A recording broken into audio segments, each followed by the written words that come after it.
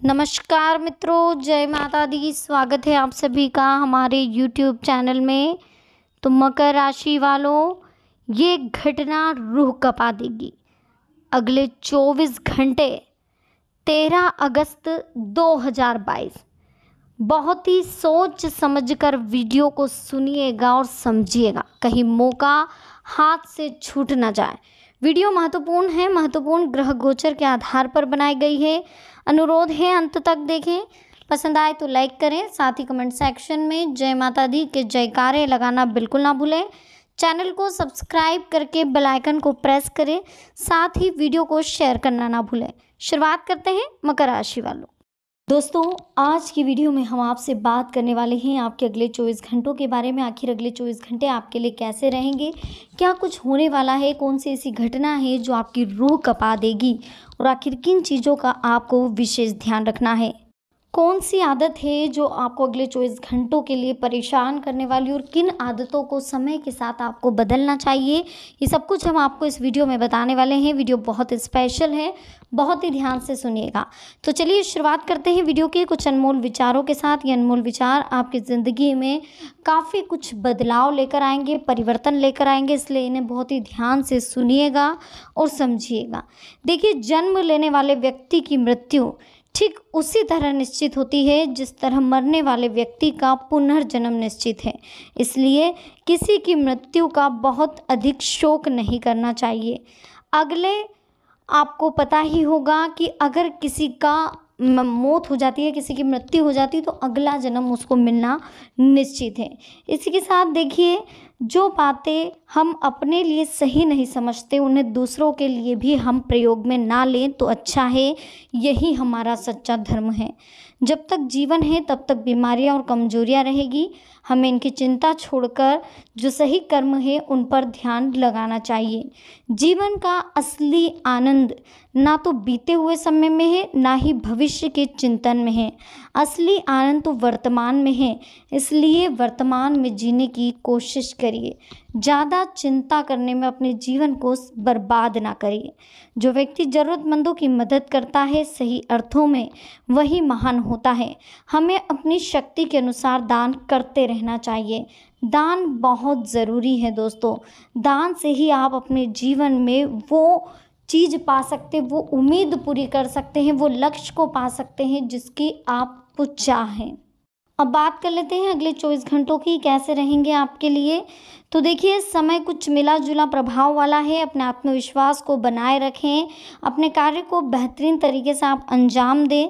किसी अनुचित अथवा गैर कानूनी काम में रुचि लेना अपना अपमानजनक स्थिति उत्पन्न करेगा। साथ ही कुछ ऐसे खर्चे भी रहेंगे जिन पर कटौती भी संभव नहीं है।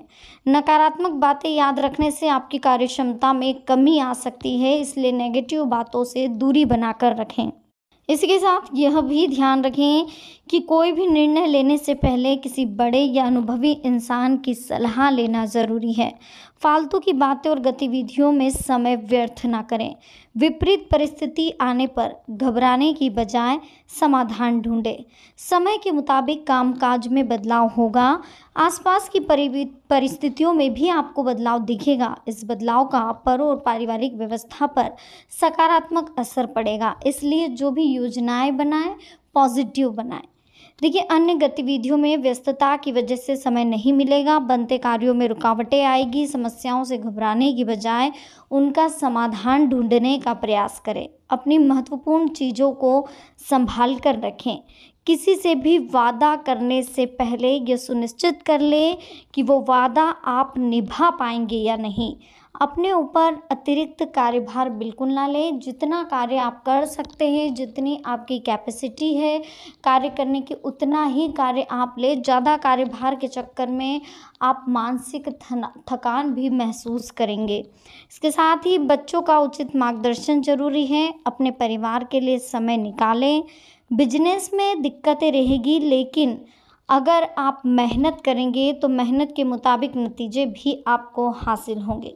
कर्मचारी कुछ नुकसान पहुंचाने की आपको कोशिश कर सकते हैं, इसलिए कर्मचारियों पर विशेष ध्यान दें, उनसे तालमेल बनाकर रखें और अच्छे से व्यवस्थित बातचीत करिए। ठीक है, व्यर्थ की बातों को अपने व्यक्तिगत जीवन में ना आने दें।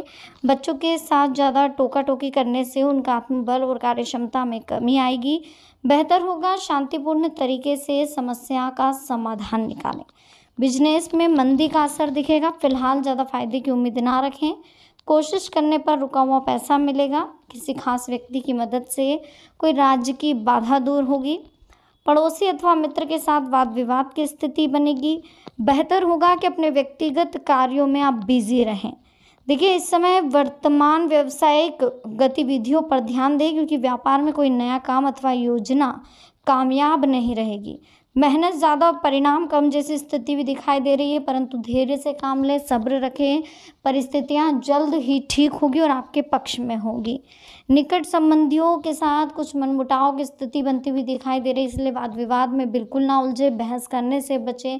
जितना हो सके अपना ईगो, क्रोध, इन पर आपको काबू करना होगा। ओवर कॉन्फिडेंस जैसी जो आपकी आदतें हैं, इनको भी आपको थोड़ा सा सुधारने की ज़रूरत है। कुछ नकारात्मक बातें हैं जो सामने आएगी, लेकिन अपना मनोबल जो है आपको बनाकर रखना होगा। तनाव की वजह से किसी भी काम को टालने का प्रयास ना करें, धैर्य बनाकर रखें तथा अपने ऊपर नकारात्मकता हावी ना होने दें। बिजनेस में दिक्कतों के बावजूद समझदारी और सूझबूझ से समस्या का हल मिलेगा। बाहरी स्रोतों से चल रही व्यावसायिक बातचीत का उत्तम परिणाम आपको मिलेगा। फिजूल खर्ची पर नियंत्रण रखना ज़रूरी है। इस समय इनकम कम और व्यय ज़्यादा जैसी स्थिति रहेगी। घर के किसी वरिष्ठ सदस्य के स्वास्थ्य संबंधी दिक्कत आने से कुछ महत्वपूर्ण काम भी रुक सकते हैं, परंतु उनकी देखभाल ज़्यादा ज़रूरी है। अपनी अत्यधिक भावुकता और उदारता जैसी कमियों पर रोक लगाएं, वरना कुछ लोग इसका नाजायज़ फ़ायदा उठाएंगे। अफवाहों पर बिल्कुल ध्यान ना दें। मामा पक्ष के साथ संबंधों को गलतफहमियों में बिल्कुल ना गुजरने दें, गलतफहमियों के रास्तों से, क्योंकि एक बार गलतफहमियाँ उत्पन्न हो गई, एक बार गलतफहमियों ने घर कर लिया तो वो ज़िंदगी भर के लिए ऐसा ही चलेगा, फिर आपको परेशान ही होना पड़ेगा। इसलिए जितना हो सके गलतफहमियों को दूर करने की कोशिश करें। अपनी योजनाओं को तुरंत क्रियान्वित करने का प्रयास करें। सोच विचार करने से समय निकल सकता है, खर्चों की दिक्कत रहेगी, परंतु कहीं उधार दिया हुआ पैसा भी वापस मिलने से आर्थिक स्थिति ठीक रहेगी। कभी कभी आपका ज़िद्दी और शंकालु स्वभाव दूसरों के लिए परेशानी का कारण बन सकता है, इसलिए वक्त के अनुसार खुद के व्यवहार और दिनचर्या में परिवर्तन लाएं। पढ़ाई को लेकर आप बहुत ज़्यादा लापरवाह हो रहे हैं, तो पढ़ाई पर ध्यान दें। भाइयों के साथ चल रहे वाद विवाद के मामलों को शांतिपूर्ण तरीके से निपटाने का आपको प्रयास करना चाहिए। इसी के साथ अपने महत्वपूर्ण कागजात और डॉक्यूमेंट को संभाल कर रखें, वरना आपके किसी महत्वपूर्ण कार्य में रुकावट आ सकती है। इस समय कोई भी यात्रा करना आपके लिए नुकसानदायक रहेगा। ध्यान रखें कि जीवन में जो होता है ईश्वर के बनाए माया जाल से ही होता है। हमारे लिए ईश्वर ने क्या सोच रखा है हम कुछ नहीं कह सकते।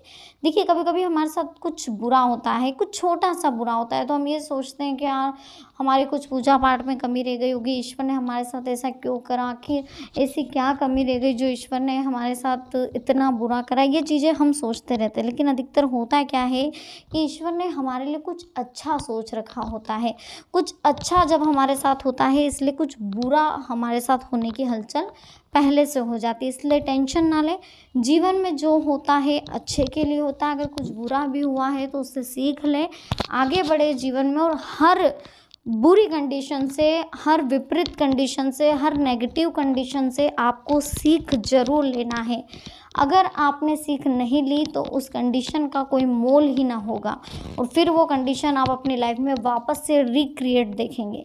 इसलिए जीवन में हर परिस्थिति से आपको सीख लेना है, आगे बढ़ना है, अपने लक्ष्य को पाना है, पेरेंट्स की इज्जत करनी है, माँ बाप का सम्मान करना है, बड़े बुजुर्गों का सम्मान करना है, धर्म कर्म के रास्ते पर चलना है, कभी भी किसी को नुकसान नहीं पहुंचाना है। अपनी बोली में इतनी मिठास होनी चाहिए कि जब भी आप किसी से बात करें, जब भी किसी से आप चर्चा करें, तो वो इंसान कभी भी आपकी बात का बुरा ना माने। हमेशा बात करने का जो लहज़ा है, जो तरीका है, उसमें आपको थोड़ा-सा बदलाव करने की बहुत ज़्यादा ज़रूरत है। ये तरीका आपको समझना होगा कि कैसे लोग आपकी बातों से बुरा मानते हैं, आखिर क्या रीज़न है लोगों को बुरा लगता है आपकी बातों का, तो थोड़ा इन चीज़ों को आपको समझना होगा। तो दोस्तों यह भी ध्यान रखें कि हमारी ज़िंदगी में देखिए अकेले हम नहीं हैं, हमारे से जुड़े और भी लोग हैं, हमारा परिवार है, हमारी लाइफ से जुड़े और भी हमारे सगे संबंधी जिनका भी हमें ध्यान रखना है। तो ये जो ज़िंदगी हमें मिली है सिर्फ हमारे लिए नहीं मिली है, हमारे पूरे परिवार के साथ में हमें जोड़ कर मिली है। तो हमेशा अपने बारे में ना सोचें, अपने परिवार के बारे में सोचें और आगे बढ़ें, जिम्मेदारियों को ज़रूर निभाएं। तो वीडियो कैसी लगी, पसंद आई हो लाइक करें, कमेंट सेक्शन में जय माता दी लिखें, चैनल को सब्सक्राइब करके बेल आइकन को प्रेस करें। मिलते हैं नेक्स्ट वीडियो में, अभी के लिए आप सभी को बहुत बहुत धन्यवाद। जय माता दी, हर हर महादेव।